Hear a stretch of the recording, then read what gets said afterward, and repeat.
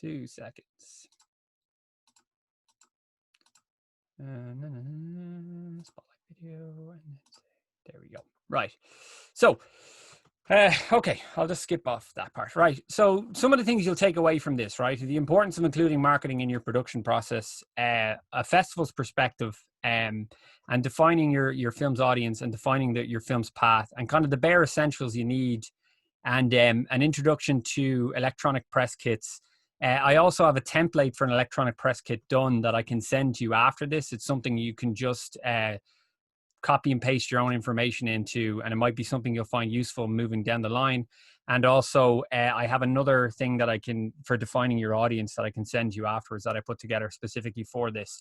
But really, I suppose before I move on, the reason I'm doing this, I mentioned to start, is it bore from something that happened last year with the festival, where the festivals are kind of funny, right? So we're a relatively small festival, and we rely on marketing, and we rely on filmmakers, and we rely on positive word of mouth, as a filmmaker would, who is trying to share their film.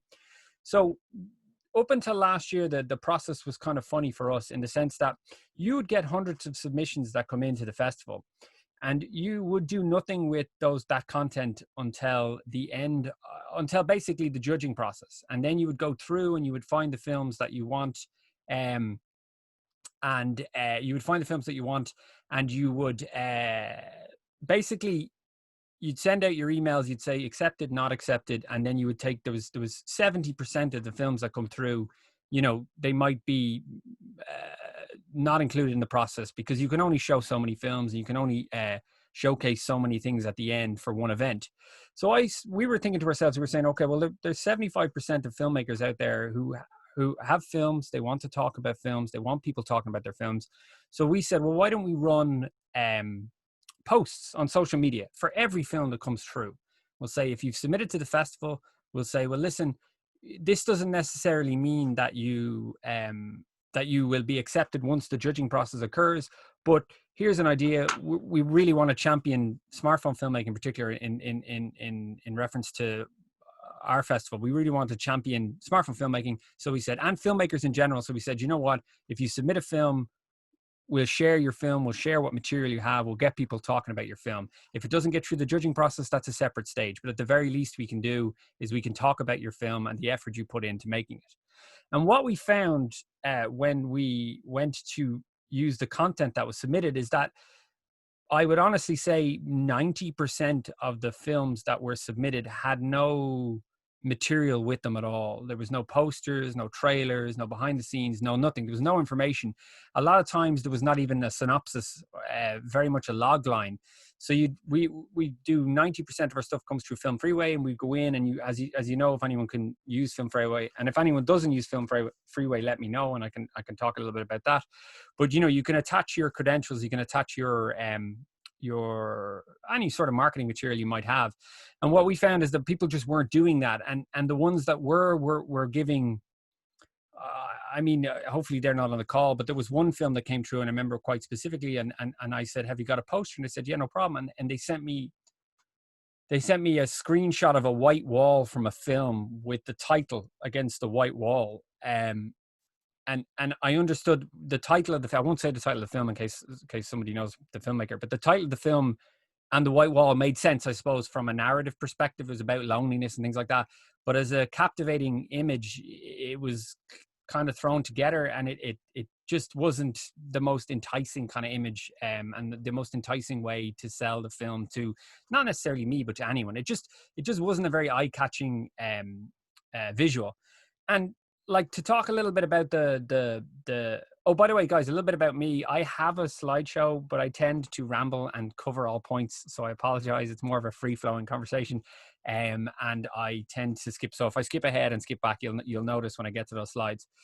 But why I think stuff like that is relatively important, especially if you're starting off as a filmmaker, is things like Film Freeway have made it incredibly easy to create films, incredibly easy to get your film out there. I know when I studied festival management, got back in the early 2000s, when you ran a film festival, it was still very much you burnt a DVD and you sent physical DVD off to the festival, and they would go through it and they would look at it, and then you get clipped. And now it's so much easier with Film Freeway to be able to transfer information back and forth. So it's very easy for filmmakers to connect with festivals. It also means that there's a lot more festivals, and it also means that there's a lot more people making films, especially when you're able to create content using, you know, your phones and whatever. So there's a lot more people creating films and things like that, which is great, which means there's a lot more noise, which means it's very, very hard to differentiate yourself. And it's very much like Netflix. You've got so much stuff going on. There's so much to take in. You inevitably end up taking in nothing. So before, I'll just move forward on this.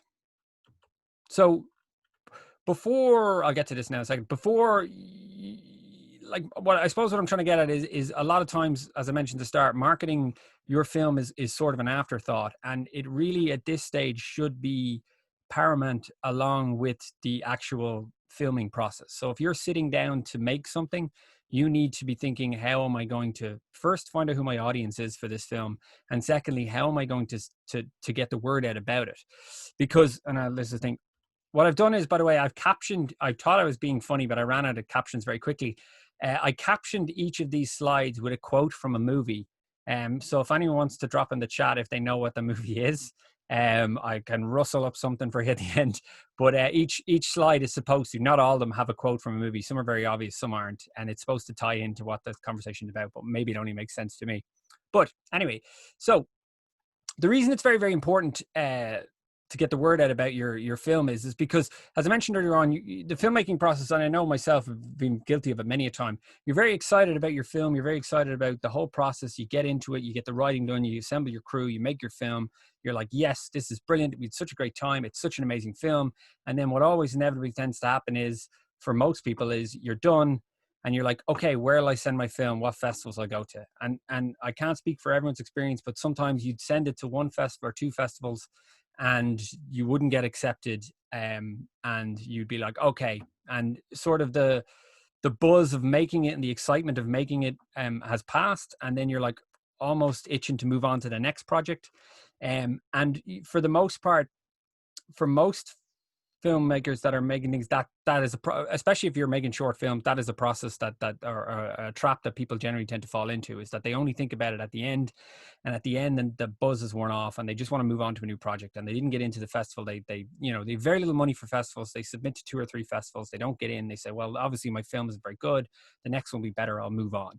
And there's a shelf life of about 12 to 18 months with a short film, particularly if you're running the festival circuit. So there's scope and there's time there to build an audience. But the best way to do it is to build that audience early. So you may believe, and your film may be the best film in the world, but if you don't tell anyone about it, no one's going to know about it. And as I said in the bottom there in your brackets, your mom will love it. And, you know, and by what I mean by that is, I don't mean to be facetious. I just mean that your parents and your friends and your family are going to love it, and they're going to want to support you. But it's getting outside of that bubble that is the hard part, and that requires the effort and the work. But doing that, A, will bring your film to a wider audience, and B, you'll get valuable feedback, just even from a filmmaking perspective. There's real value to getting feedback, be it positive or negative, about your film shortcomings or positives, because you learn from that. And sometimes you find that if you're in sort of your own bubble and you're being supported by your friends and family, and they mean the world to you, and they're trying to be nice to you, you don't get the best feedback.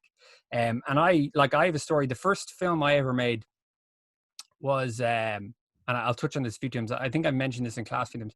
The first film I ever made was my time travel opus, my epic film. It was called Singular Return, and it was, which I thought was a genius idea, and maybe it was, I don't know, but it was basically supposed to be about photography, and it was supposed to be about the power of photos and how photos are capturing moments in time, but those moments might necessarily be a reflection on the truth. Do you know what I mean? They're a romanticized version of the past, and the whole film was basically about a guy who there was a company that sold the ability to travel back, and he gets trapped in these photos because you can't change the past. But anyway, it was pure nonsense. But when I made it, it was 20 minutes long. wordless, 20 minutes long film that I thought was profound and brilliant. And I had friends and family telling me it was profound and brilliant. I never marketed it correctly. I never shopped it around. I think there was an element of fear of people seeing it.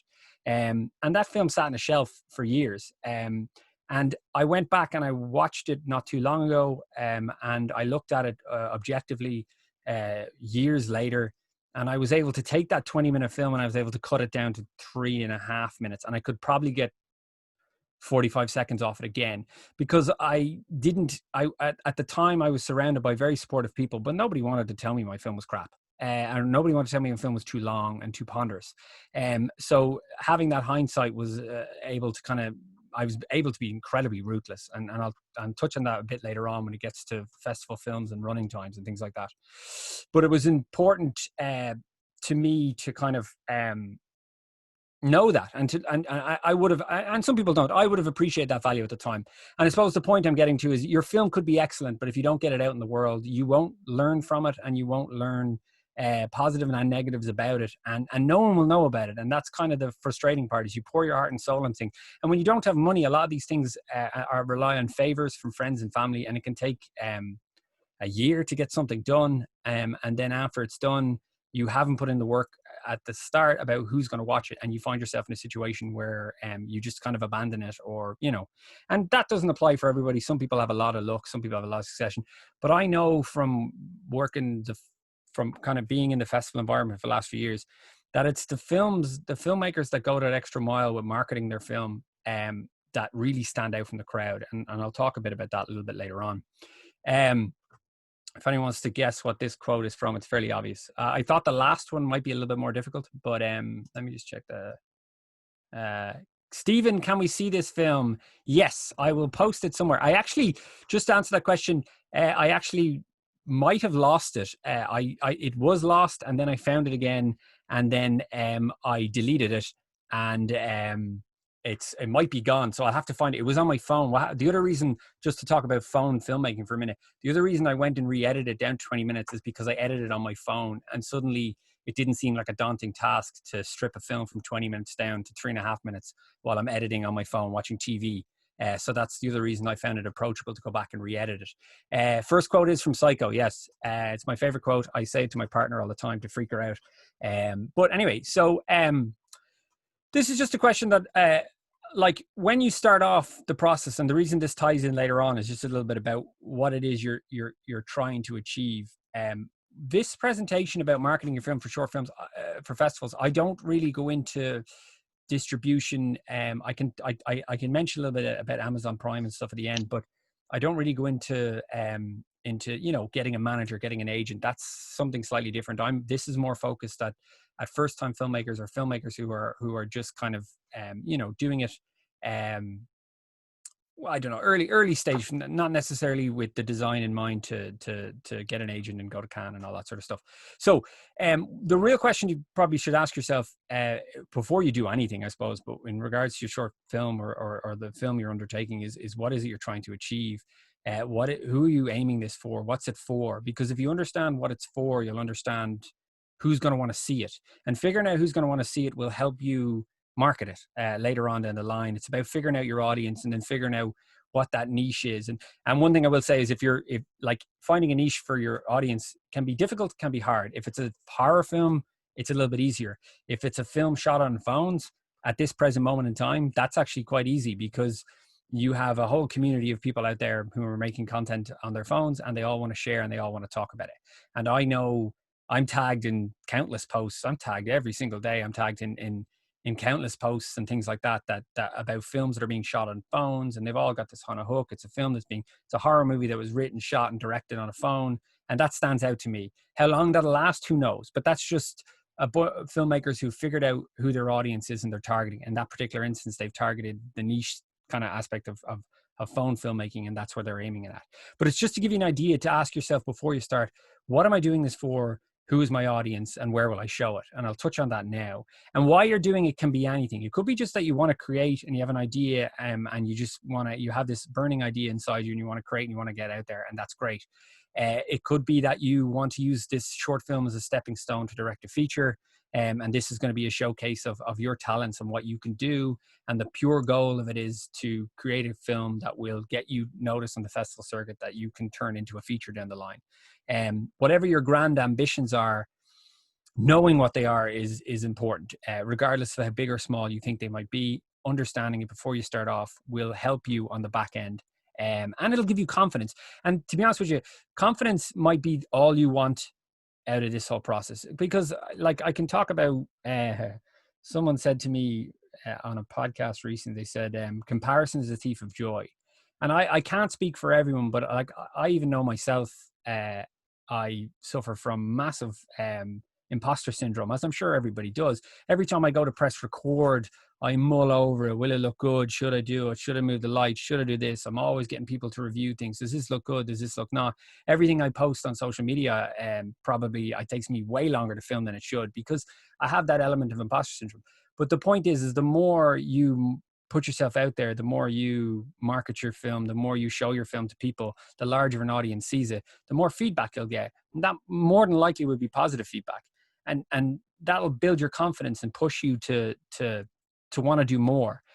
So getting it out there, if anything, even if you don't want to, even if it's not a film that's a showcase for your talents, getting it out there might do wonders for your confidence. And it might improve your next film and the film after that. And maybe by film 3, film 4, now suddenly you're confident enough to say, you know what, I have an idea for a feature, and this short is going to be my calling card. It's going to be, hey, listen, this is what I can do. Take a chance on me. But getting it out there is really paramount to making sure that can happen. Now this quote, if anyone get this quote, fair play. It was very hard to find quotes around focus. Perhaps the word focus is a clue. Who knows?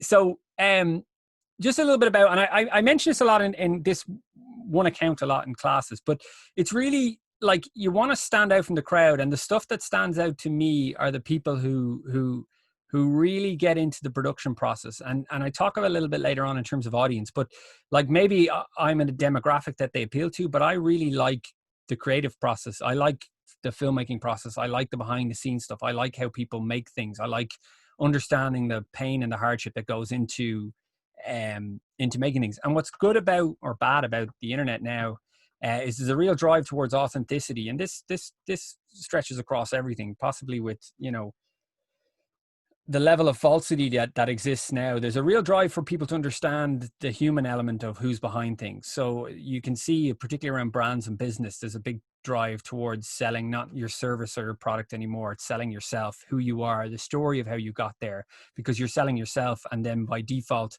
if people really like you and respond to it, they'll want your service or your product. And in a way that can apply to the filmmaking process, because I love to see filmmakers who are struggling and then they succeed, and there's that kind of the story element to it where they're struggling to get around the scripting phase and they crack it, and they're struggling to get around the production, pre-production stage, and they crack it.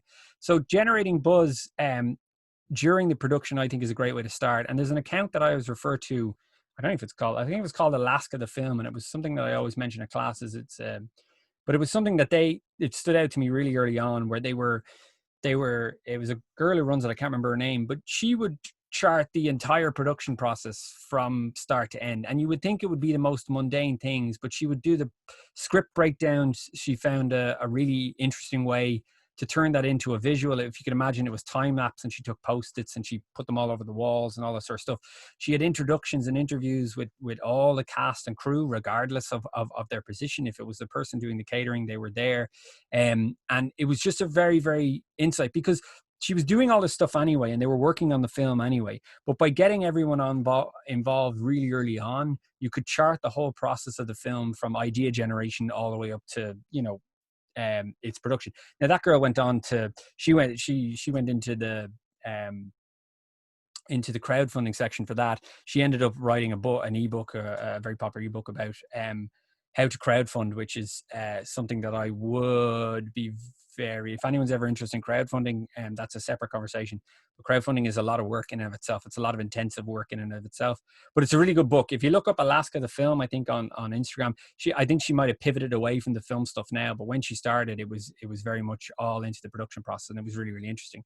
So if you're sitting down to write a script, and you're putting pen to paper, or in most cases you're typing it in on your phone, that is the time. That's when you need to start. That's when you start recording and harvesting any sort of information you have.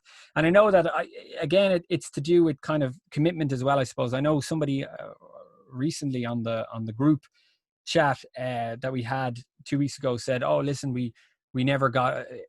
It stood out to me because he said we never. Whenever we started projects, we didn't bother kind of doing that because we weren't sure whether it would last. And I suppose the idea there is that if you're going to commit to this, you're going to commit to it, and you're going to believe in yourself, and you're going to believe in your project, and you're going to follow it all the way through the end. And if you can believe that much, then recording this information and putting it out on whatever social media platforms, we'll get to that in a bit, is key, because it'll again, as I said, it'll bolster your confidence, and it'll get people thinking and talking about your film, regardless of what you're doing. If you're tagging people in things, and you're creating kind of engaging posts around the production process, people will respond. Particularly if you're a first-time filmmaker starting out, your audience there it might well just be filmmakers who are interested in that process, and it might be something to follow along. But you get enough people, even from that niche audience of filmmakers interested, they'll talk about your film to other people, and there's a good chance that you'll be able to kind of spread the word a little bit. Let me just see if anyone guessed that.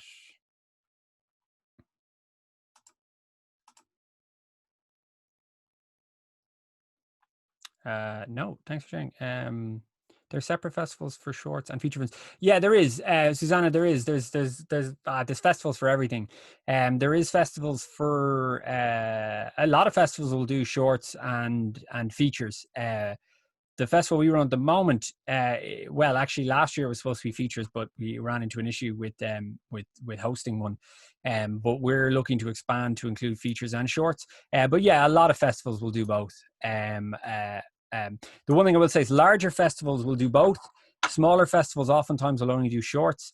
Don't have your heart broken if you can't get into a larger festival, because there's a lot of competition. But smaller festivals, they generally tend to, if they're worth their salt, they generally tend to have pretty good prizes or cash prizes, and it's more of a level playing field. So if you submit your film to Cannes and you don't get in, although you can pay to go and screen your thing if you want to go down that road, but the submitting your film to Cannes, you don't get in. Submitting your film something, you don't get in.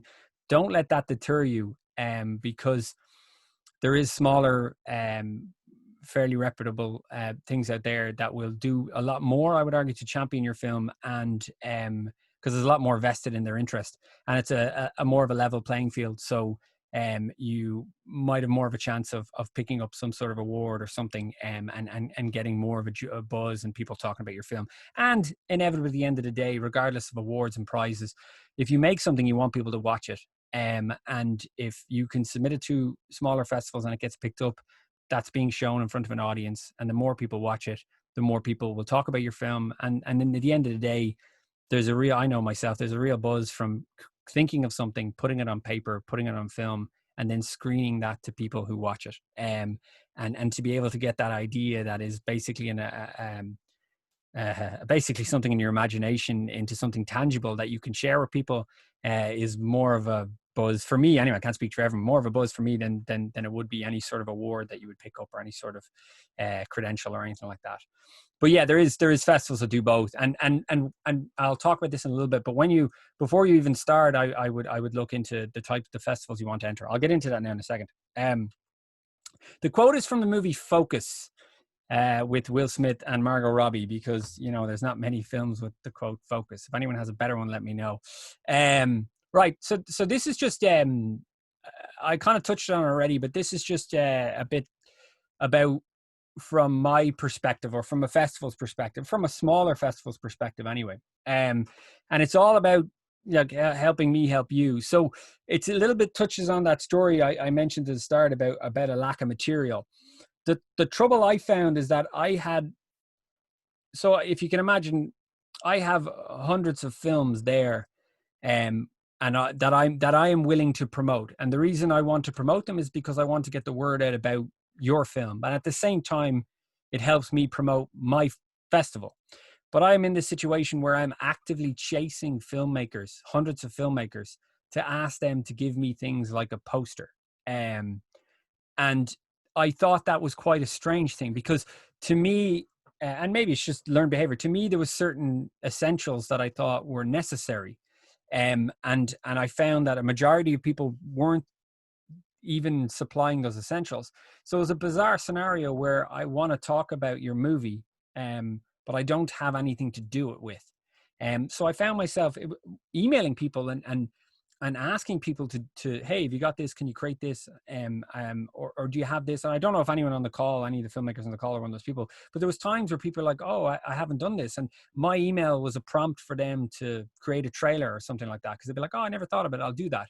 And that's where this all came about, because I thought to myself, like, there's some essential stuff that you need to have. And from a festival, particularly from a small festival's perspective, if you were a filmmaker and you were to supply me with material about your film every week, I would post about your film every week, because I want to talk about, particularly from the niche that we have, I want to talk about films made on phones, and I want to showcase films being made on phones. And I will show that stuff for the most part. Depends on like, it depends on what it is. If it's a filmmaker who's submitted to the festival, then yes, sometimes people tag and hey, would you want to look at my film? And it's a 7-minute footage of someone's dog running around the garden to music, like Benny Hill music, and then you start saying to yourself, well, okay, well, maybe not everything I'm going to share. But if it's a film and people have put in the effort to make something, you've got behind the scenes footage, I'll post about it. If you're using equipment that's on set, I want people to know about it, because I want people to know that people are out there making movies on their phones, and at the same time, I want people to know that we're out here talking about people making movies on their phones. So it is somewhat self-serving, but as a filmmaker, or as anyone making anything, I knew for myself, I wanted people talking about my stuff. So if someone's out there willing to talk about my stuff, then I think having the bare essentials is essential to enable people to do that. So the reason this whole thing came about was just to be kind of like, to get people thinking, when I'm starting, I need to think about having a package together that I can give to festivals, or having or just even having thought of it, because I know myself, a lot of people just don't think of it. Also, no material says something about your film. There used to be a thing a long time ago, and by a long time ago, I mean maybe 5 years ago, 6 years ago. I don't know if it's not so much relevant anymore, due to the kind of use of social media. I don't think anyway. But they used to say, if you didn't bother to build a website for your film, you weren't serious about it. Now, I don't think everyone should build a website for your film. I don't like. I personally don't interact with websites for films. When we're looking at submissions and things like that, websites for films is not something. The fact, I don't actually remember anyone who has a website for the film. I remember filmmakers who have websites for themselves with links to their films on those page, and that's cool. But they used to say, if you didn't have a website for your film, it would tell you something about how serious you were about the film and how passionate you were about your film. And the argument is that if you weren't willing to do that, if you didn't believe enough in your project to do that, why would you expect anybody else to believe enough in your project? Was the mentality behind it. Now, I don't think, as I said, I don't think you need a website. But I think if you're going to the effort of making something, but you're not going to go to the effort of creating content, and it doesn't have to be huge amounts. I mean, I'm talking bare essentials. I'm talking poster, trailer, or whatever. That tells people something about your opinion of your film. Maybe it's not true or not, but optics are everything, I suppose, unfortunately. So, I mean, it tells something that you did it. Yeah, I made a film and it's great and it's cool like that. But it's just putting yourself forward, especially if it's something you're very serious about doing, is putting yourself forward in a package, a complete package that says, this is my film and this is what it's about and this is stills from, and this will go a long way to promoting your film for you and promoting your approach to your film. I mean, I think I've used this example before, and it's the example that stands out for me. Don't ask me why, because I see hundreds of short films every year, maybe more than hundreds. And I remember, now I don't advertise you do this per se, but it's just to give you an idea. I remember there was does anyone, I mentioned this before, does anyone know those VFX apps you can get on your phone? and they are, you point it in a section and you add in a spider, and a spider drops down and runs towards the screen. And again, I apologize if the person who made this is on the phone, but basically someone had submitted a film to the festival, and it was they were in, if you can imagine, it was 40 seconds long. They're in the woods, a giant VFX spider drops down that's from one of these apps, runs towards the camera, the guy screams, and he's dead. Why I remember that so vividly is because this filmmaker, every time he submitted that to a festival, every time it got picked up, I got an email sent directly to me that said, "You'll never guess, such and such got picked up for another festival." Okay. And it just kept that in my mind. He had posters, he had things, and he had all this stuff done for a 40-second long film, where he basically, pointed his camera at something and used an app to do all the kind of heavy lifting for it. But he'd done all that work. And that film always stood out to me, because I always remember getting emails from him. And he was so proud of his film. The fact that he would share that and constant updates, not that I asked for them, told me a lot about him, and told me a lot about how passionate he was about what he'd done. And it was very clever, because it kept it fresh in people's minds, kept getting emails. And now he's the only person in all the years I've been doing that, he's the only person who has ever emailed me directly with updates about his film. And it's always stood out to me. So it's probably a good example of somebody thinking outside the box in terms of their film and showcasing the film. But it told me something about how passionate he was about it. Either that or he's just a genius at marketing. But it felt there was real passion to what he was doing, and it felt that way. Let me just do this. So, all right. So here's kind of some self-explanatory stuff. And I won't spend a huge amount of time on it, because for some people it might be self-explanatory, and for other people it might be brand new. As I said, I have a document done that I'll send out to you that kind of explains all this for you, and gives you examples, and then you can just delete it and write in your own information. Let me just check time here. So, okay. So, I obviously, Jerry Maguire, I'm going to give you that one. There was a lot of quotes, and that was the only, I think it was 2 Jerry Maguire quotes in a row. So just, I get into the bare essentials now, and this is part of it. And bare essentials in terms of marketing equipment, but this is part of it really. And it's about kind of effectively being able to communicate your film to an audience. And the way to do that is to have a tagline. And you see taglines all the time, but it's really, if you can think about your film, if you can come up with something that's a really small hook that is relatively short, that just gives you everything you need to know, or kind of teases out what the film is about. And for the most part, it's clever. The example I use, which is probably quite poor, is Who You Gonna Call, which automatically makes you think of Ghostbusters. Another one would be In Space, No One Can Hear You Scream. These are kind of famous ones that tee up the film and give you an idea about what it's about. And one of the things we always had to do when we were studying film years ago was we had to sit down and come up with a short tagline for the film straight out the gate, because we needed to be able to kind of sum it up really, really quickly. So it's important to kind of think about that. I think to keep it less than, I can't remember if it's less than, I can't remember. They're normally quite short. I don't want to say 25 words, because I think a log line is less than 25 words. But just to keep it short and sweet, and you can, if you Google taglines, you'll come up with a bunch of them, just to give you, but it's snappy and it's something that stands out. And a lot of people don't bother doing them, or they don't do effective ones. The next thing I would consider doing, and all this stuff is good for you because it helps define your project. If you're doing it early on, it helps you put everything, get your ducks in a row about what it is. If you get stuck, I spelled pitch wrong there. If you get stuck in an elevator, they always say the elevator pitch, your log line is just 1 or 2 lines that'll explain the film really, really quickly, and sum it up for somebody. So if you have 30 seconds to get your idea out, can you do it in 30 seconds? Can you break your script down in a way that gives information about what it's about and is enticing enough to make people want to watch it? These are just 2 things that I would consider before you start, or after you've written your script. You say, how am I going to, and you'll have that a lot. People ask you what's your film about, and it's a lot like your pitch for your business. If you're, it works the same way for business. If you have a pitch, people keep asking what you do as a business and what your business is, and you keep streamlining it, and you keep breaking it down into its essentials to give people an idea. And in a way, it's all done in a way just to entice people to want to see your film. And that's kind of what it's about. Yeah. Okay. So this is just, these quotes are getting ridiculously obvious.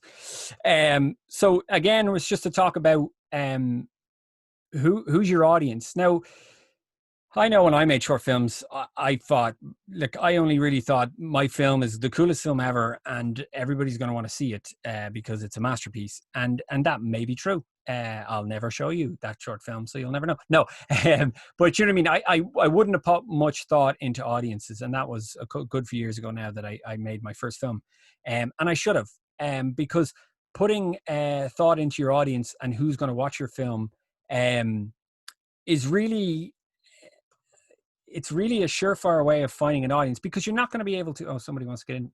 Emma has entered the waiting room. Like getting your film in a cinema. I don't. Who even knows if that's going to be relevant anymore? But getting your film in a cinema in front of hundreds of thousands of people, it would be amazing. But realistically, if you're making a short for the first time, you're on your second or third short, that mightn't be the case. But it's really finding an audience that you can connect with. And I give you an example is if your film is about mental health or has elements of mental health in it, then a way to target your audience would be to target an audience of people who would be interested in that topic. And how you would do that is you can find them on Facebook groups. You can find them, you can target specific festivals. The reason I use mental health is because there's film festivals out there that are geared specifically towards mental health awareness. So having a film about mental health, you might have shot a film on a phone that's about mental health. So straight away, there's two audiences you can target. You can say, okay, well, here's an audience who would be interested in this topic or being affected by this topic, and there might be value of them in terms of mental health capacity. And then you've got filmmakers who would be interested in the filmmaking process. And then you've got a niche within that, which is filmmakers who shoot films on phones, and they'd be interested in the process of how we got about it.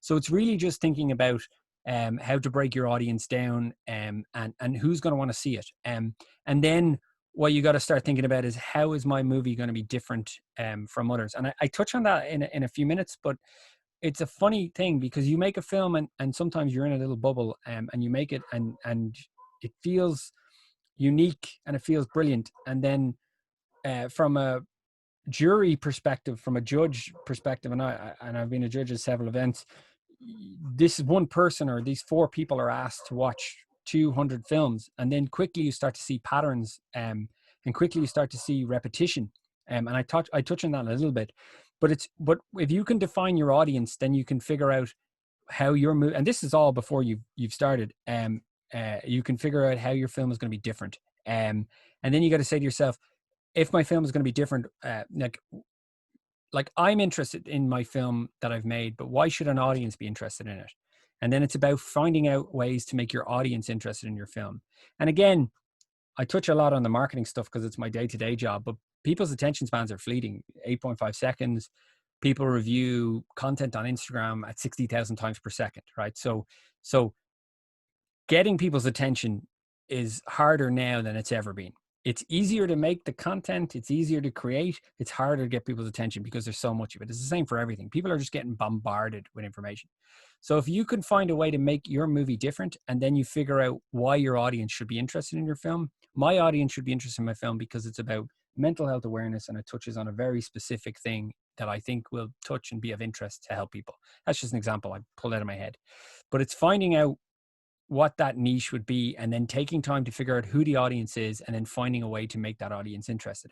And the easiest thing for me to always do is to lean on filmmaking as an example, because that's an easy way to get people interested. Because, you see, I for one spend an awful lot of time on Instagram looking at behind the scenes stuff because I find it interesting. I love knowing how people did things, especially when it's real down and dirty DIY stuff. I love knowing that the car lights running by the back of the car isn't a real car. It's people in a garage and someone holding two torches behind it, because I love the whole DIY nature of that. So figuring out your audience and figuring out how, and then marketing their films and creating content like that appeals to me because I find it interesting. It inspires me. It gives me ideas. God, I'd love to be able to do that. I'm forever trying to do things that I see these people do, particularly camera shots. The other day I attached a a phone to a cutting knife so I could cut celery because I saw someone on Instagram do it with a GoPro, and I said, geez, I wonder if I could do that with my iPhone.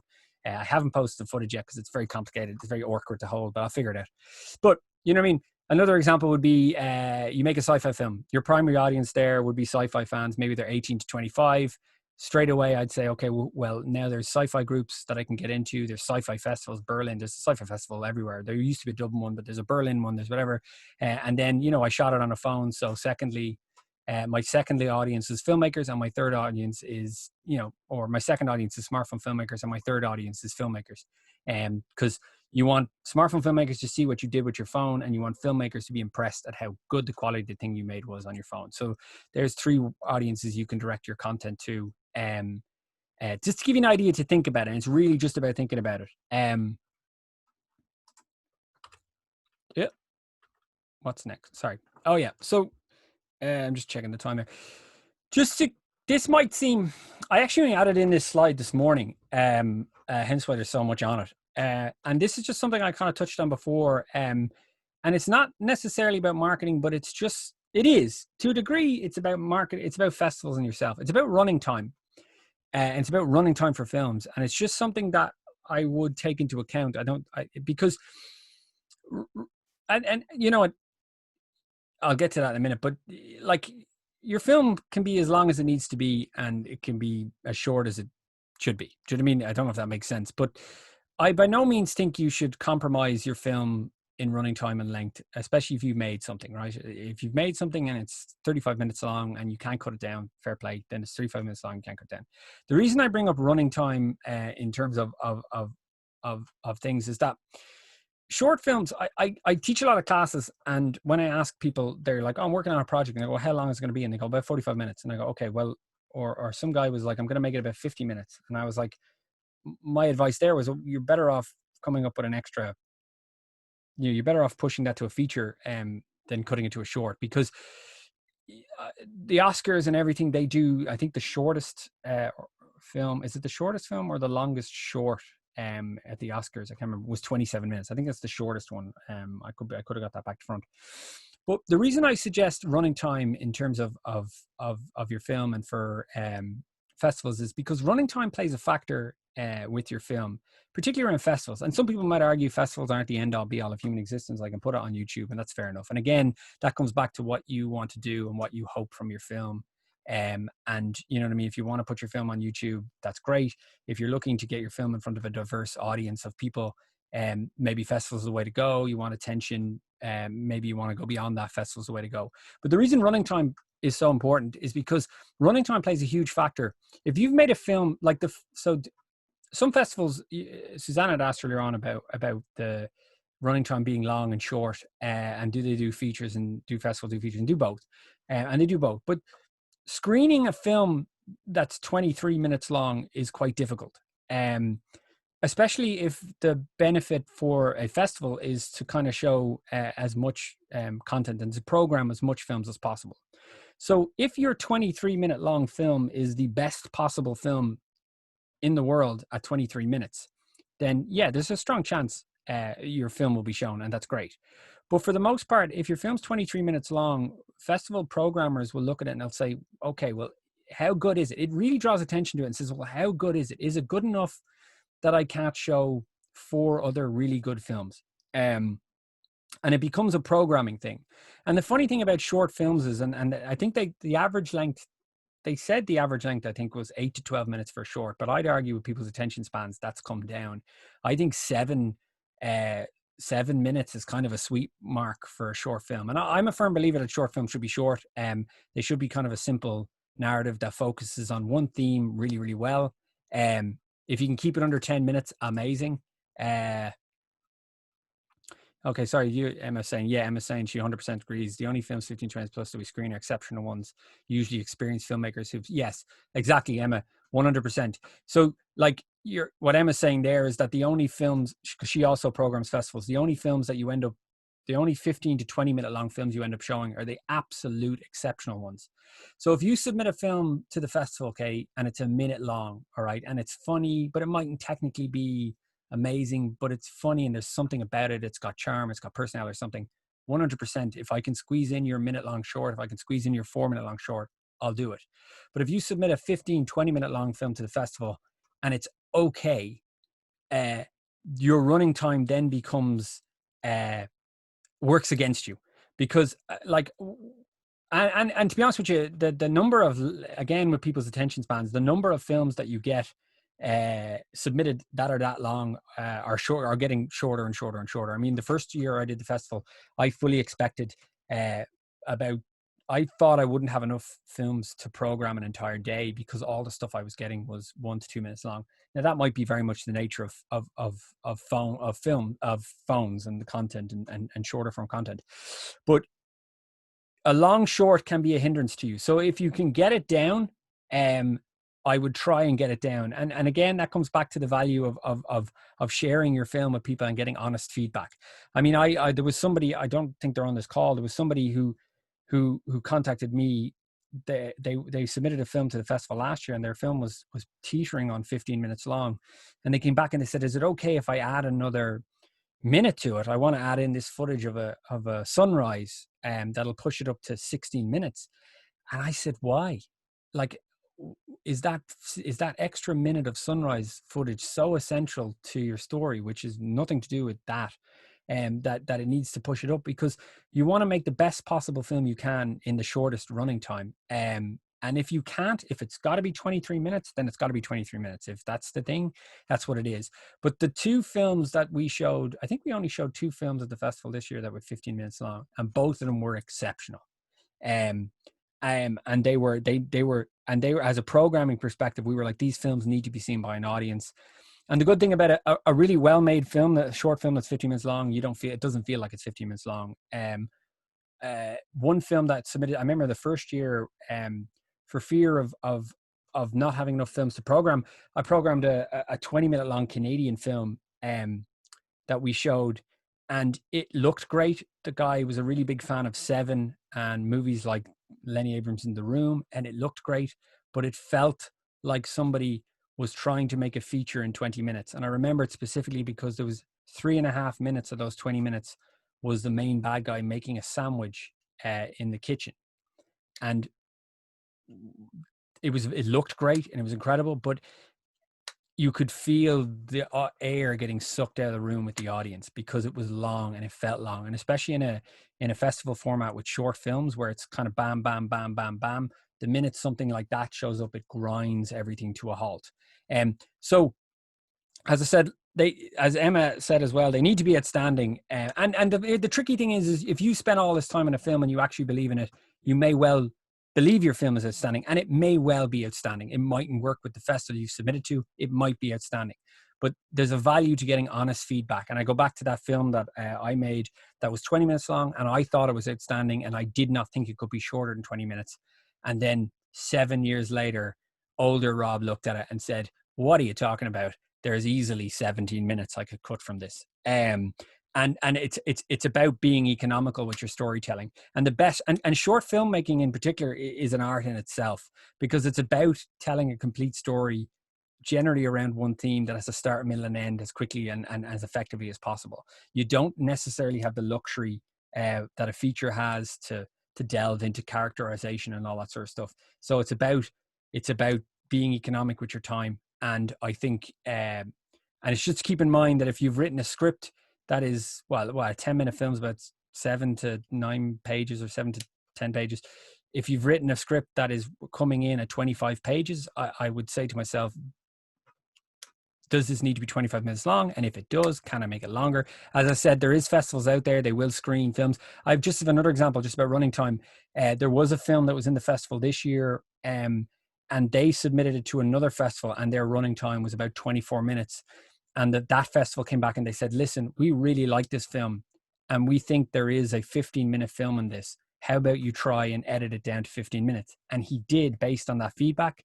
And the film that he screens now is 12.5 minutes long. And he much prefers it because he got feedback enough to tell him, your film is it might be too long. We can't program it. We like it. But if if there's an economical storytelling in there that can be done. Now, I'm not saying, as I said, to have at the bottom of this slide, if you've already shot it, by all means, don't compromise it to fit it into festivals. Don't do anything to it. If you love it and it's 23 minutes long, then you love it and it's 23 minutes long. You submit it to festivals. If the feedback you get from countless festivals is, we love your film, it's too long, on the next one, maybe think about running time. But I don't think you should start editing your film. And this is coming from somebody who wrote a film once and was told to change the ending because it wouldn't play at festivals. And I changed the ending, and I regretted changing the ending because I ended up with a compromised film that I don't like. And that was a dark comedy about autoerotic asphyxiation, which was based on a true story. And I changed the ending because people told me that it wouldn't play in a festival crowd. Of course it was.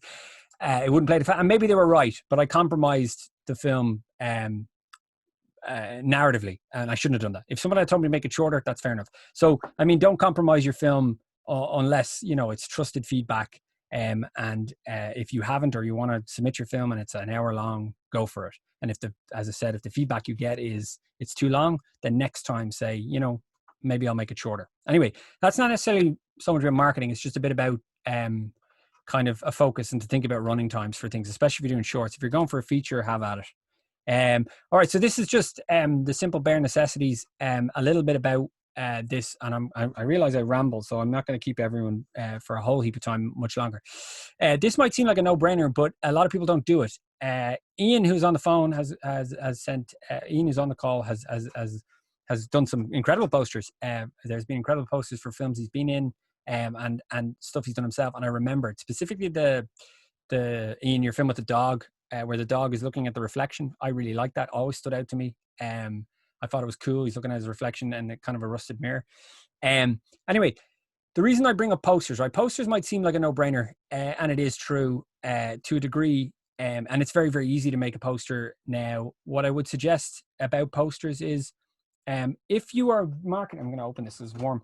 If you are marketing your film on your own, if you don't have any help, if you don't have a producer who's helping you, if you don't have, somebody like Film Emma's business helping you, creating a poster can be as easy or as complicated as you want to be.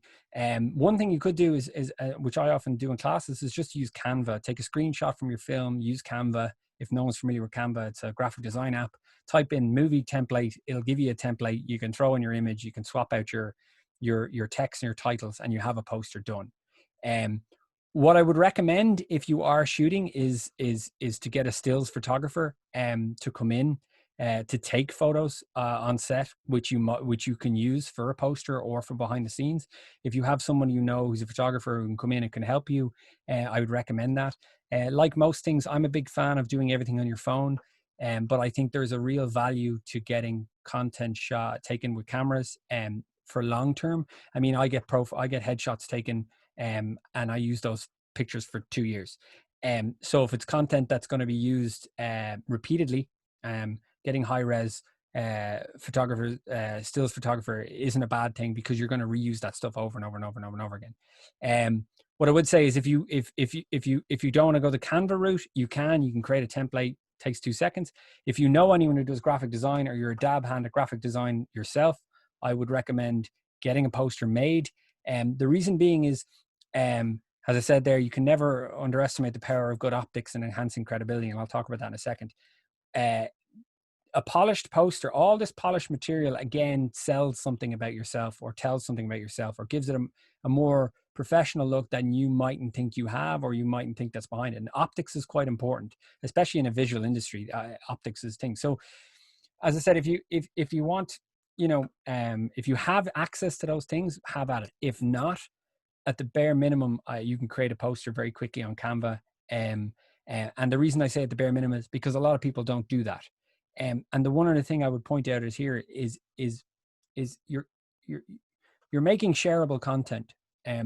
So the size of that image matters, and where it's going to be shared matters. And the reason I mention that is that oftentimes people create posters that are like Facebook banner images, and they send them in as part of their press pack, which is great, but you can't share them properly on Instagram. You can't share them properly because you end up you want a 16:9 image or 1:1, and you end up having to cut out half the image. Case in point, a film about 2 years ago was an official selection for the festival, and what we do is we take that content and we turn it into a poster for the festival. We put our logo on it, we put official selection on it, and what we found is we had to crop out half the title of the film and crop out half the image, and it was a cool image, but they had given us a file that was too a landscape that was too big to be shared on certain social medias. So what I would suggest doing is, if you're going to create a poster, I would think about, hey, listen, I'll create one that works on Instagram, I'll create one that works on Facebook, I'll create one that works here, just so you have options and you're giving people options to share your content.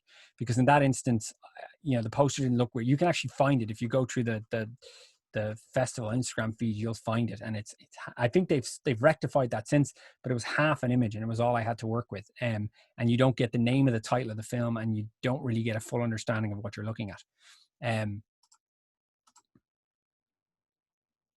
Ian's film Like Us is available on YouTube. Ian, I'll send that link around to everyone after this and they can watch it.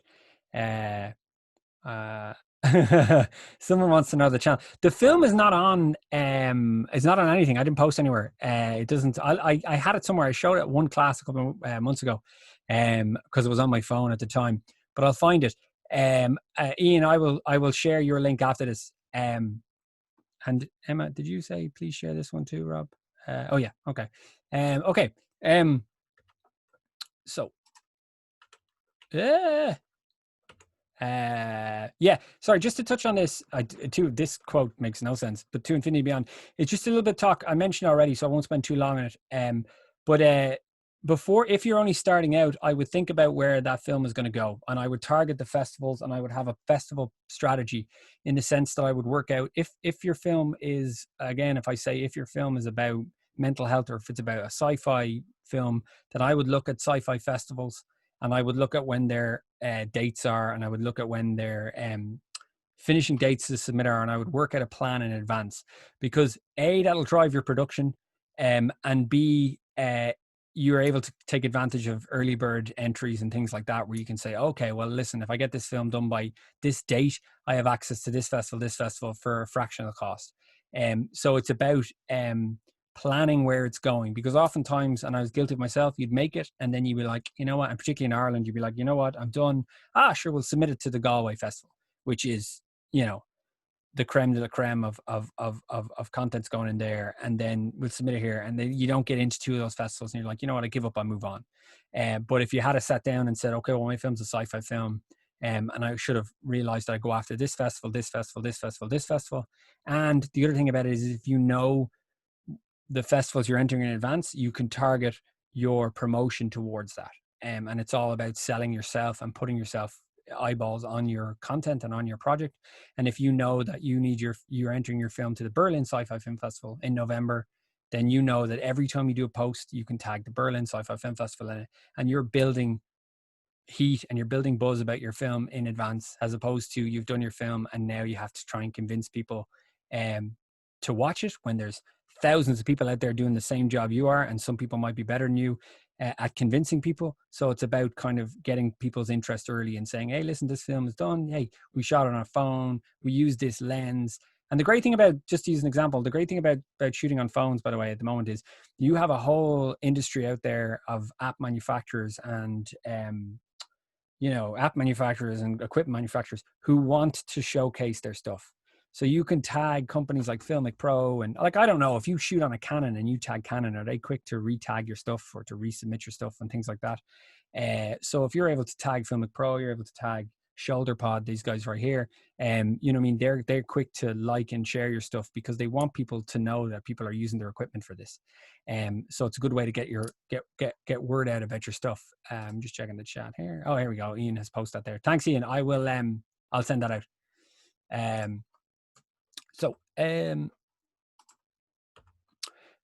Okay, so a snappy trailer. This, again, might seem self-explanatory, but I just want to throw in, if you can put together a trailer, that's gold, particularly in a world where video content is king. There's a real drive, particularly from a business side of things, for video content online. It sells better. I think it's what's the stats again? It's you've 90% people have 90% retention for video than they do over 10% text on social media. Plus, video is 12,000 times more likely to be shared than a text post. So if you can create an engaging, snappy video, and what I mean by that is don't take a section of your film and just put it out there with no context. Create something that is again visually engaging and might spur some interest. I do actually have a trailer for that film that I made that I'll post after this. I definitely have the trailer. I think it's on Vimeo. Was it a great trailer? No, but I had more fun making the trailer and did the movie. But and again, think about where that is going to be shared. If it's, if you want to do it on stories so it's shareable, and make a vertical version rather than using a fitted for vertical, or it depends on if you've shot the film vertically, which is also an option that makes it a little bit easier. But just have a think about where it's going to share. And as I said there, video drives, video content across the board is king. So the more video content you can create about your product, the better. And the more engaging it is, the better. And again, that 8.5 seconds of people's attention span. So if you're anyway good at editing and you want to cut the crap out of it to hold people's attention, that would be recommended. Again, this is just to touch on shareable content. Behind the scenes, people love behind the scenes stuff. Any sort of stuff. People want to get into TikTok, or if anyone's in TikTok now, people having a laugh, dancing on set, stuff like that. That's all great. It all tells a story, a larger piece of a larger story, about what it is you've done, who you are, and the team behind it. Crew bios, quick clips, as I mentioned earlier on, giving people insight into creative process. The goal nowadays is no longer to talk no longer to talk at people. It's to talk to people. So if you can get a conversation going about what it is you're doing, again, I go back to the mental health part. If you can engage with people on social media and say, and educate them a little bit about why you're doing it and get a conversation going, that's a really good way to build an audience of interest for your film, and also to entertain. All this behind the scenes stuff, if it can be entertaining, if it can be insightful and entertaining. Listen, if you're not funny or it's not something you're comfortable with, find something that works for you. Find a way in that works for you. Case in point, for me, I hate talking on camera, because I always feel that I'm being annoyingly self-serious. So I tend to edit all my bloopers together and put that first, or put that somewhere, because it shows that even though I've talked to the camera for a minute, in actual fact, I spent about 40 minutes, effing it up before I got there. And that's my way into stuff, because it makes me feel a little bit more comfortable doing it. And it's all just about finding your way into stuff. But being able to kind of do crew bios and things like that, and behind the scenes, and to educate people. And that's what people there's an expectation now that you learn something when you look at something on social media. Like all those behind the scenes videos, I learn something. I see how people do stuff, and it makes me want to do it. It drives me, it motivates me. So kind of it, if you can think beyond, hey, this is a poster from a movie and it's cool, it's now selling people on why it's cool, or educating people on what they'll get from it when they watch it. Okay, cool. Yeah, someone just said there, which I don't know, they just said, Better Call Saul, their behind the scenes content is great fun and very imaginative. I haven't seen that stuff, so if anyone wants to check that out. Yeah, and sorry, Susanna, that thing about the bloopers and natural energy.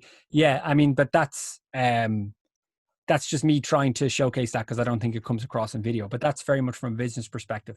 But if you can have fun, I mean, there's no harm in it. If filmmaking is a fun process, so if you're doing something and it's fun, share that with people. Can I just say something on that? Because I'm really passionate about this. So we always think we have to be serious when it's for business, but if that's not your natural energy, then people won't actually take it seriously. It's more like if you were yourself, like the way you are, like in the bloopers, people would take it more seriously than if you're trying to be professional. It's about authenticity, and it's like that thing I said earlier. It's like that thing earlier I said about comparison being the thief of joy. If you sometimes people feel uncomfortable on camera, so they try to emulate stuff they've seen already. And what happens is you end up coming across as a little bit disingenuous, because you're trying to copy something, and you're screwing yourself over twofold, because one, you're not enjoying it, so you're less likely to do video stuff because you feel foolish, and two, you're never going to like what you've done because you're always going to compare to the person that you emulated. So it's all about finding what makes you feel comfortable. And when you find what makes you feel comfortable, you're more likely to do it, and you're more likely to judge yourself on your own terms as opposed to comparison to somebody else. But I'm conscious of time, so I'm going to move on. I've only a handful of little kind of slides left. I haven't, like, so just to EPKs or electronic press kits, right? So everything I've talked about before, I don't know if anyone has an electronic press kit. Everything I've talked about before goes into an EPK.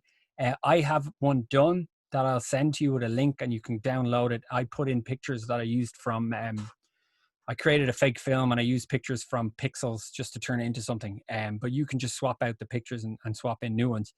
And I've put in little text to explain what goes in each box. So I'll send you a link to that afterwards so you can download it. Essentially, if anyone doesn't know, electronic press kit is sort of like a CV. It's everything that I've explained already in one package, and you put it together, and it's, you know, like a little, like I get them sent all the time in the festival, and it's basically like 3 or 4 pages that give you a breakdown of all the relevant information in the film. So you get a bio, you get a synopsis, you get a story, you get a log line. It comes normally with pictures. It gives you contact details. It gives you full credits. People generally tend to update their EPKs to reflect any kind of good reviews that they get. They pop them in there, quotes, positive quotes from articles. Oh, your film is amazing, the New York Times or whatever. And they generally tend to and you send that all as one package. So people generally tend to do that to kind of keep it together. Well, you can have fun with it if you want to think of it like a CV. And I remember CVs were quite funny. I remember years ago in college when I studied CVs, I don't know if anyone remembers this, you were very much told that your CV it's a lot like script writing. You were very much told your CV had to fit a specific format. And if it didn't fit a specific format, your CV was taken and thrown in the bin. They wouldn't look at it. And then now, modern times, the idea is that you want to differentiate your CV from the hundreds of thousands of CVs on the desk. You've got to come up with some way of doing it. So now you've got video CVs, and you've got, you know, visuals, you've got your pictures on them. You've got, you know, if you're going for a creative job, your CV generally tends to have a color scheme or design that matches that kind of thing. So now it's all about differentiating yourself. And years ago, it was about kind of sticking to a process that was easy for people to process, if you know what I mean. So if you want to think about your electronic press kit as sort of like a CV for your film, and you put everything in there and all the relevant information, and it's a one-stop place that someone can just glance through and say, okay, I know everything about this film. And again, it's about optics. It tells me something about you if you love and care about your film enough, and the cast and the crew. And don't forget, you're not just making your film. You have a cast and crew of people who might be working for free, and you need to do right by them as well. And that's the other reason I should probably point it out, because I just realized it. Doing right by your cast and crew, if you make a film and say you make a film and you don't like it as much as you thought you would, and that happens an awful lot. It doesn't turn out the way you want it to, so you're like, you know what, I won't do this and I won't do that. Doing right by your crew and the actors is really important, because they put in hard graft, and they might get something from it. And the story I'll use is this movie about autoerotic asphyxiation, that I changed the ending for. I cast an actor in that who was typecast. He kept getting cast for hitmen and things like that, and I cast him because he was quite funny in his line delivery, and he was so over the moon that he was cast in a comedy. And he was the best thing in it. And my shortcomings in the film, whatever, but he was brilliant. And I shopped it around a little bit. I didn't do a whole heap of it because I wasn't happy. But he got a job out of that in a comedy, and then subsequently was able to do more comedies. So there was, like, I would judge the film as a failure, but it was a success for him. And that was the value in kind of putting it out there and giving him footage that he could use. So there's value to that, because people might be doing things for free or for very little money. And if you're going to submit to this process, I think that you should go all out to try and, even if you don't end up enjoying it, doing right by the people who are helping you to get it done. And because like most things, you might not like it, but they might love it, or they might see positives in it. So just an EPK, and I'll send you the example. I put a link down there. You can go in there and you can look at countless hundreds of different festival press kits that get sent into the Tribeca Festival. Some good ones in there. The reason I have up here, it says, if possible, have it reflect your film's tone.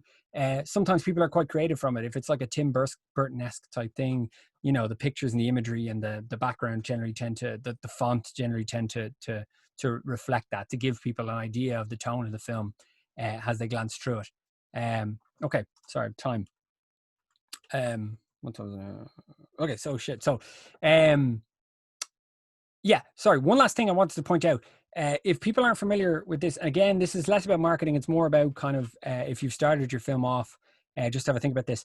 I don't know what quote One Last Thing is from, by the way. I took it from somewhere, but I maybe it's not a quote at all. It's just in terms of short film cliches. And as I said, when you're processing hundreds of films at a go, you start to notice trends and themes that pop up, and they can be quite cliched. And um, like so some things, like I know I've been involved in several films that have hitmen in them, but there's certain cliches or there's certain things that people lean on because whether they realize or not, they're exposed to it in culture, and they tend to take it in. So like, just to have an idea about thinking outside the box, if you're about to write a film and you're thinking about it, and say you're about to write a film and it involves a mysterious suitcase, that would be from Pulp Fiction, say to yourself, can I outdo Quentin Tarantino on this mysterious suitcase thing, or this Ronan mysterious suitcase thing? Because you'll find that a lot of films will lean on stuff like that, and a lot of films will be made about things, and you will think I suppose what I'm trying to get at is there's certain cliches that if you're in the middle of doing it, and unless you're positive that what you're doing is going to listen, if you have a burning story to tell it. I'm just thinking, if you're writing a script, have a think about how you can do what you're doing differently to other stuff you've seen, because a lot of people generally tend to follow the same sort of cycles.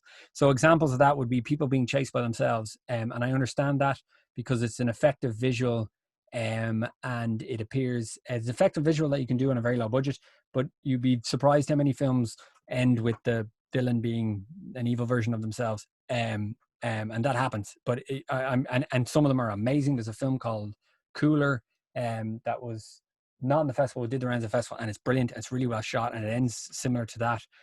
But he thought of a way to think outside the box in regards to that, and it's great. But other people don't, and they lean on it, and it becomes kind of a cliche. Films within films can be somewhat of a cliche. You'll see them a lot. Films about the filmmaking process. I've been involved in several of those, where we make them, and it makes sense why, because you're being creative, and you're surrounded by creation. But you'd be surprised how many people do that. Darkness and despair. The reason I bring that up is you would be surprised how, and I think I mentioned this a lot of classes, you'd be surprised how very little people do comedies. And in God, the name of the film now eludes me.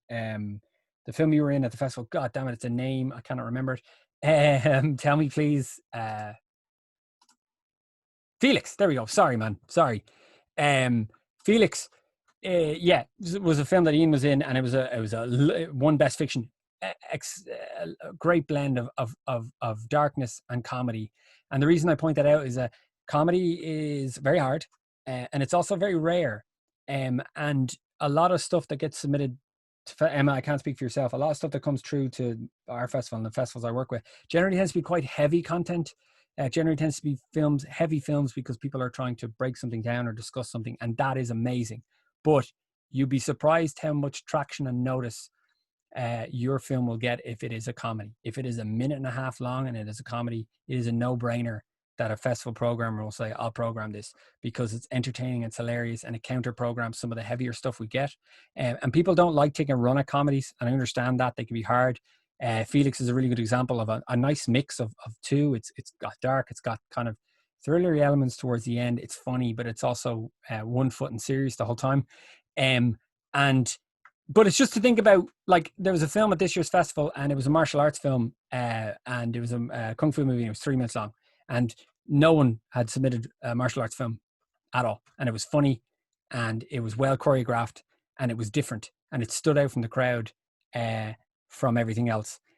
So it's about kind of differentiating yourself as best as possible. But listen, if you're sitting down now and you're writing a film about mental health issues, about depression, something like that, and there's a burning story and you have to tell it, by all means, go ahead. I'm just saying that from a festival's perspective, a lot of things, you get a lot of stuff coming through, and when you put it all together, a lot of it can seem quite the same. And when a 1 minute comedy pops up, there was a comedy last year, 2 years ago, called Nap Chat, and it was basically the guy talked in his sleep, and he recorded that audio, and he used it as a script for his movie. So if you can imagine, people are asking questions and you're responding with absolute gibberish. It was very funny. It was only a minute long, and it stood out to me, and it stood out to everyone who watched it because it was like a real palate cleanser as well. You know, I've only ever seen one musical submitted. I mean, there's just, I suppose I'm trying to get there's genres and things that people stay away from, maybe because they're too hard, maybe because they're too difficult. But they're a really easy way to differentiate yourself from other people, because everyone else generally tends to do the same thing. Hitmen, I haven't seen as much of them as used to be. That used to be a big thing where people do stuff about hitmen. As I said there below, if you can do any of the above and you have a fresh new slant on it, by all means go for it. But I would argue, and I would say, and this is like people tell you this in film school all the time, just write about what you know, and write about something that's and you might say to yourself, oh my God, there's nothing good in my life. I live on a farm and nothing's going on. There's stories everywhere, and you can base it on what it is. You can give a slight slant to something, but I would write about what you know what I mean. And with an aim to educate and entertain, or one or the other, but not necessarily both. But it's just about kind of, I suppose it's just about rising above the noise. And the reason I'm showing this is just to say that from the receiving end of films coming in, there's a lot of similarities. So I just wanted to kind of say, hey, listen, if you're in the process of writing something, or you've had an idea for a comedy, by all means go for it, because you don't see that many of them. And there's a good chance it'll play well in front of an audience, because people want that. Yeah, so this is just I think this is my last slides. Just to keep swimming, which is from Finding Nemo, and it's just kind of don't wait till the end to think about marketing. And I know people don't like marketing, and it's not as sexy as filmmaking. If you can get help doing it, if you have a producer, generally for short films, the producer might only be involved in the production aspect of it, or pre-production just afterwards.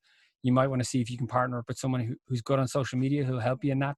If you have to do it yourself, if you're writing a script, take a photo, writing your script, talk about the human element, talk about how difficult it is for you to write that script. Because, if I'm writing, I hate script writing. And if I see online that somebody's writing a script and they're struggling with it, that's encouraging to me, because I struggle with it. It makes people human. Because sometimes you see people write scripting, how do they find the time to do it? Or how do they do it? Or how do you sit down and do it? Do you know what I mean? So it's sharing that kind of personal side of things, that'll really kind of build an audience. Yes, Emma, marketing is sexy. Sorry. If you like it, it's very sexy. I love it. Some people don't find it as sexy as the filmmaking process, is what I meant.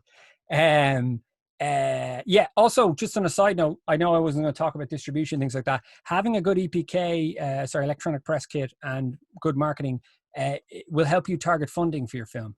So if you are looking for somebody to sponsor your film, having all this stuff and selling to them what your film is about and why you need funding to tell it will go a long way. So if you're looking for kind of funding to be injected into your project, having this sort of stuff done and thought about will help you in that capacity. Yeah, you know what I mean? And as I said here, you don't have to be a marketing genius, just share your passion for your project. And I know anyone who's sitting down to write a script is passionate about it, and all you have to do is tell people about it. And maybe first time out, you'll get 10 people who'll be interested. But to me, that's 10 people who are successful. To me, that's a success. If you can get 10 people to be interested in an idea you had in your mind that you put on a screen, that's incredible. Maybe it won't be 1,000 people. Maybe it won't be Avengers Endgame type of audiences, but it doesn't matter. It's about sharing your passion for your project and finding people who share a passion with you. As I said, if you don't get into one festival, don't worry, keep going. Jesus, festivals are the end all be all. As I said, if you've made a film and you think it's about an important message and you want to share it, put it online if that means that much to you. But don't let festivals be the yardstick that beat you creatively, because as I've probably shown in this slide, there's lots of mitigating factors for why a film wouldn't play in a festival, and the quality of it might not be one of them. Running type might play a factor, things like that. So if you've made a film and you're very, very proud of it, and 2 or 3 festivals come back and say no, sorry, I would keep plugging. I would keep plugging for until because you will find somebody who's interested. As I said, if you can find 10 people who are interested, you'll find somebody who'll be interested in it.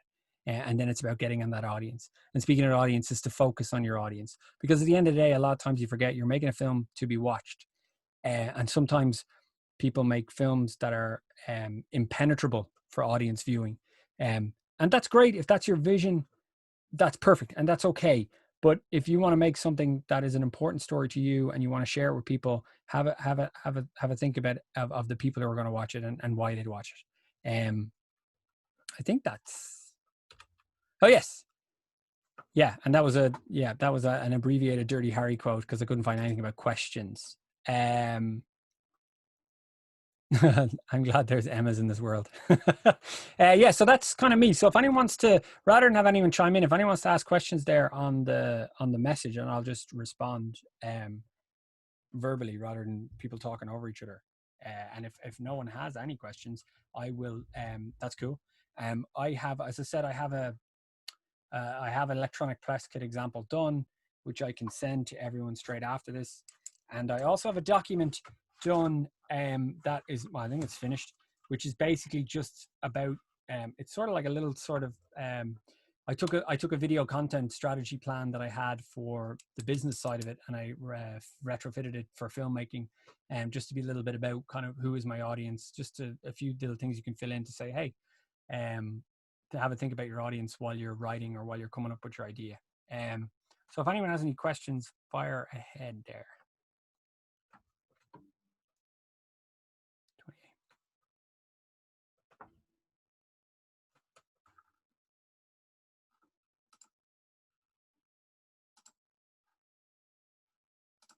Okay. Oh, here we go. Well, your cover letter would be, just in regards to cover letter film festivals, you would include that in your electronic press kit. So if you were doing an electronic press kit, I would email that to the festival and they will get that in their inbox and they can read it. For things like Film Freeway and things like that, I do read, like I would go in and read the bio and the letter on each film that comes through to get a little bit of background into the film. So writing one in there does help. They are read. Particularly when it comes to the later stages and you're looking for information about the filmmaker and because you want to craft posts about it, or you're doing a program you want to, so then you start looking at that information. So and again, it shows your commitment. Sometimes Film Freeway accounts, you don't get a cover picture, nobody fills in their director bio, nobody does any images or anything, all you get is a film, and you have no context or concept for who it is or who it's from, or you know what I mean. So the more of a story you can build about that person, the better. So yeah, if you're doing electronic press kit, by all means, that'll be included. You can put that in there. There's a section on the press kit I'll send you called Our Story, and that's where you fill that in and you just give a kind of a bit of insight into who you are. Can you send a sample of an email cover letter that you would send to the festival? I can, but I'd have to kind of redact some of the stuff. I don't want to be sending out other people's stuff. I can find one that's sent to me. I'm sent a lot of them. But I'd have to redact a bit of it. But yeah, I'll put something together and I can send it to you. Just to give you an idea. So marketing is some basic marketing, really just doing regular posts. Yeah, but the reason, yeah, I mean, it's basic, but the reason I'm doing this is a lot of people don't do it, because from a creative standpoint, they don't really find it interesting, or they don't think about it till afterwards. But and you would think that a lot of times people would think, well, I've made a movie and it's really, really good, and the quality and the strength of that film alone will drive it. And the sad thing to say is that, like most things, that's not necessarily the case, because things have probably changed substantially. But you could have an amazing film, but if you don't tell people about it exists, and you don't really hammer that point home, nobody is going to know about it, and nobody's going to see it. Tagging relevant forms and equipment providers is if you, especially if you're shooting on a phone, I think is really good value for you, especially if you're doing a lot of stuff. I mean, I know people who use Filmic Pro religiously and they tagged Filmic Pro, and then Filmic Pro actively asked them to do stuff. Do you know what I mean? Because the quality of the stuff they're doing is quite good and they want people to use it. So there's other avenues there. But yeah, I'd just be conscious of focusing on it. And that's the thing, is people don't seem to really focus on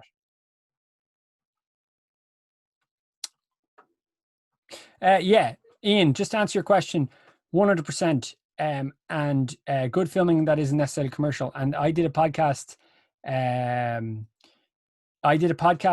Ian, you were at the festival, so you know, and it's a good example for that. Do you remember the film, Jesus Christ, The Spectacle? It was the Belgian movie that I showed second from the end that was quite heavy. It was based on the true story about the two girls. Yes. Okay. So I showed that film, and 50 seconds into that, or a minute into that film, somebody came out and I came up to them. I said, "What's wrong?" And they said, "Well, why would you show a film like that?" And I said, "Oh, because we're having this conversation."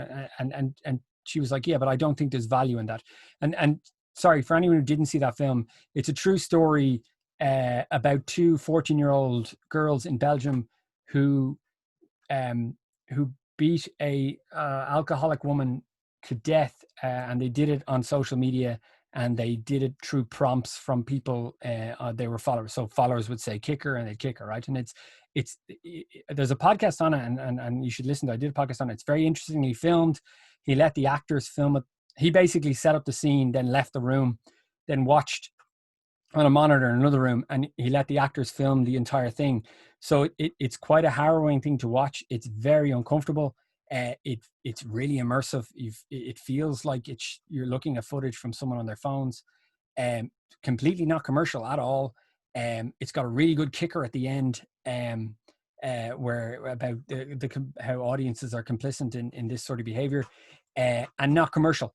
And Ian, to answer your question in a long way around it, I think programmers will respond to good filmmaking. And that film is an example, as I mentioned earlier on, and Emma mentioned, that film is an example of a film that's 15 minutes long that we screened. It was a no-brainer to show it because it was incredibly powerful, really interestingly well made.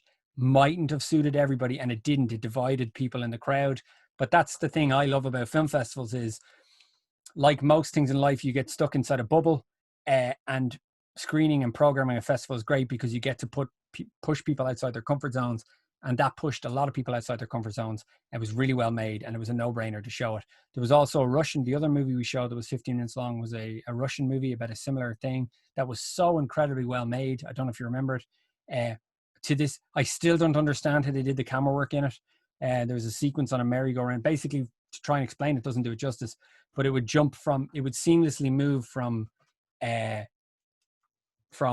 someone using their phone to watching somebody on their phone, and it would do it in these incredible fluid movements. There was a thing with a merry-go-round where the opening shot is her taking a photo of her feet, and then the next thing you're from the perspective of somebody watching them on a merry-go-round. How it's done is beyond me, but it was great filmmaking.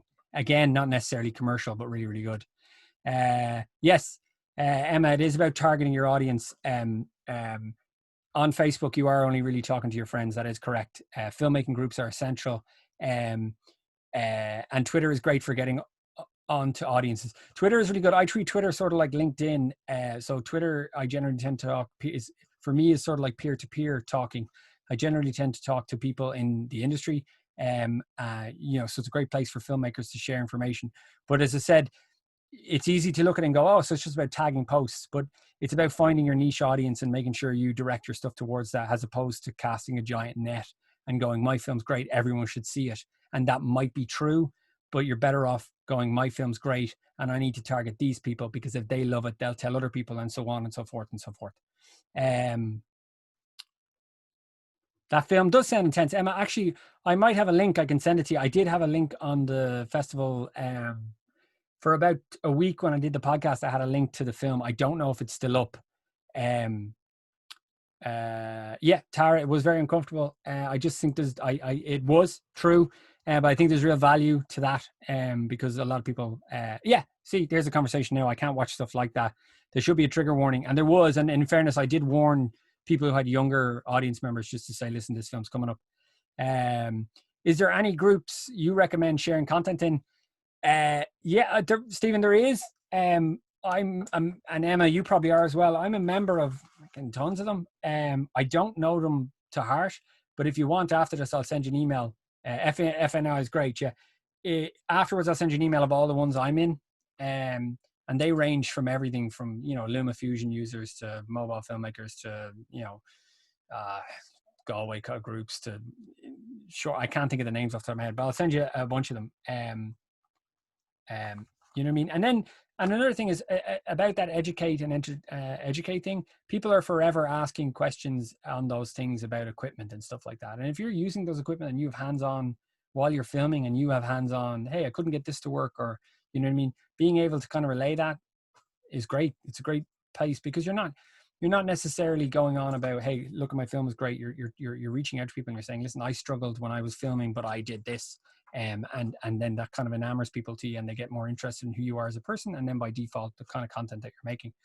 Ian, are there instances where you felt a film that had been programmed in a handful of other festivals was good, but you didn't want to program it because it was already seen by many audiences? Ian, personally speaking, from my festival, no, that's not something that I take into account. I know other people have rules that say, listen, if it needs to be a premiere at their event. I know they have stipulation for that. I don't understand that. I mean, I get it. They get to market that maybe, but I don't get it. Like, I don't even really draw a line at, I know other people don't like content that exists online. I don't really draw a line that either, because again, there's so much noise out there that your film could exist on YouTube, but you know, and you could be telling people to watch it, but as Emma pointed out, you're in your own bubble. So me showing your film at a festival, even though it exists online, means it's putting it in front of an audience that wouldn't have gone looking for it in the first place. So I don't see a disadvantage to stuff like that. But there is festivals out there that have stipulations. By all right, they should tell you that they are programming films. They'll only program films if it's a premiere. I don't know if they have sort of, you know, rules behind the scenes that say, you know, we don't do that, or you know, it's already screened out of place, we won't bother. I personally like it because I get to link with those festivals. I get to see what's going on, and I get to see the response they're getting there. So it wouldn't be something that would concern me. But yeah, there is people who do that, but they should tell you that. It shouldn't be some clandestine thing.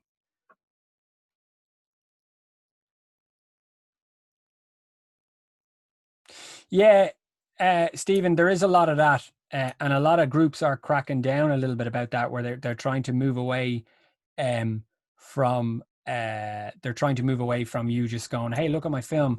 But then again, that comes into how inventive you are with marketing it. So you know what I mean?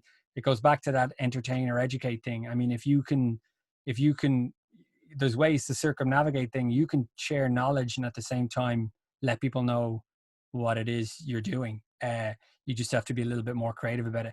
Yeah, a lot of groups crack down on these things because they don't want people kind of I suppose just spamming with like, hey, buy this, check this out. So, which makes sense. Do you know what I mean? I would be weary of it with the groups that I run.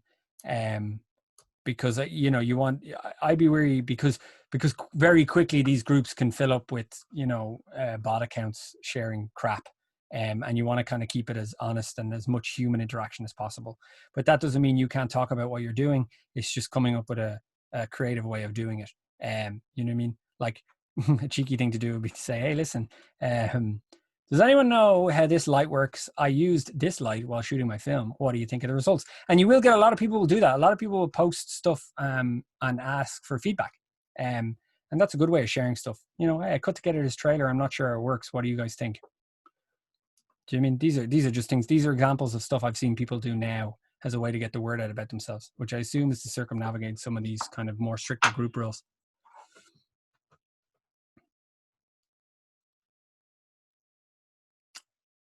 Anyone else? If that's it for everyone, you can reach out to me directly. That's no problem. Thanks so much for this. This is the first time I've done this. Normally I focus on filmmaking, and I kind of I mentioned this a little bit in classes, but I wanted to talk to people about it. Given the current environment we're in, I figured I would try it out and see if people found value to it. There's a whole other heap of stuff you can go into. Particularly around distribution, particularly around how getting your films out there. Amazon, you can, like, one thing I will point out, which I didn't know until quite recently, and maybe other people didn't know, is that you can get your film on Amazon Prime yourself. You just open an account. The festival has an Amazon Prime account. You can put your film up there and you can have people pay to see it. So if you're going into all this effort to market your film, there might be a way you can make a bit of money off it. and that's just by putting your short or your feature on Amazon Prime. It doesn't cost anything, and you can then share it and get people to watch it.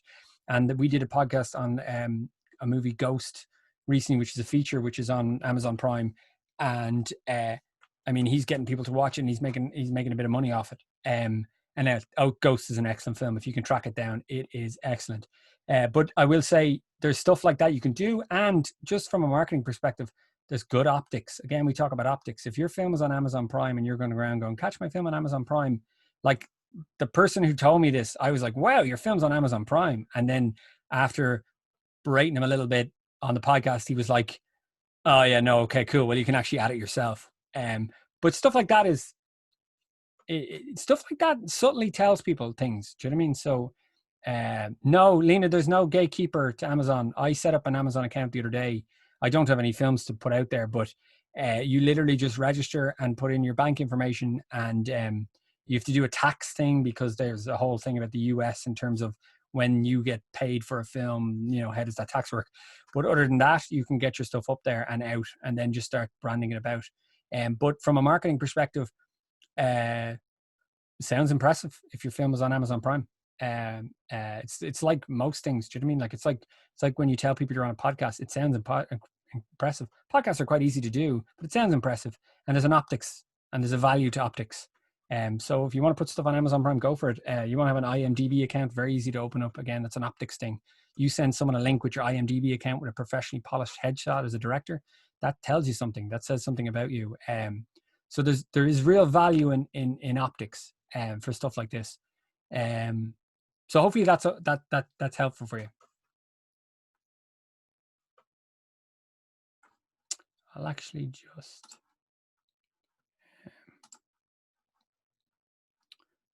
2 seconds. What am I doing? Oh yeah. No. All right, guys, you're unmuted, so I'm gonna head off. Right. So thanks so much for that. I'm gonna let you go out and enjoy the sun. Okay, I'll send on that link now to the EPK first, right? Okay, I'll see you later, guys. Thank you so much. Oh, thanks. Thanks, Rob. Thank you. Really appreciate it. Great. Brilliant. Cheers, guys. Cheers, Rob. Very informative. Cheers. Cheers, Silviana. Ciao. Ciao. Bye-bye.